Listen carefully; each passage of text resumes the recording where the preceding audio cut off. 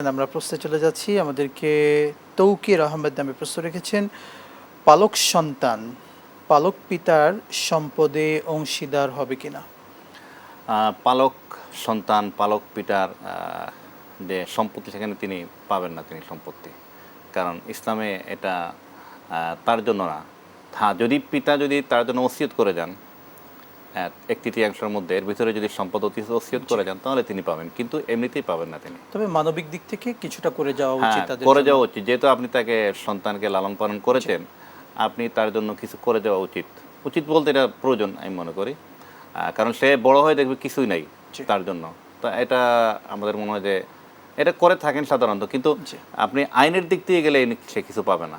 কিন্তু বাবা মনে হয়, আমার মনে হয় যে তার জীবিত অবস্থায় তিনি যখন সুস্থ সমর্থ এবং তার চিন্তা শক্তি কাজ করে, তখন তিনি কাজটা করে দেওয়া উচিত তার জন্য।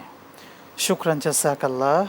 বর্তমান শিক্ষানীতি নিয়ে অনেক কথা চলছে এবং এই শিক্ষানীতি, এটা কি সংস্কারের আসলে প্রয়োজন আপনি মনে করেন? আপনার জায়গা থেকে, আপনি তো একজন গবেষক এবং লেখক, যদি বলতেন।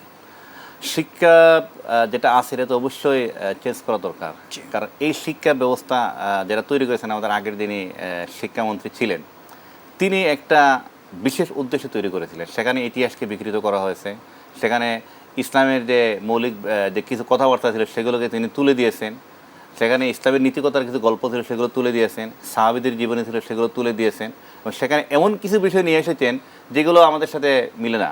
যেমন আমি একটা কথা বলি, মাদ্রাসার পাঠ্য বইতে সেখানে প্রচ্ছদের মধ্যে দেওয়া হয়েছে একটা মেয়ে, সপ্তম শ্রেণীর একটা মেয়ে, সে সেখানে হাফ প্যান্ট পরে হারমোনিয়াম বাজাচ্ছে।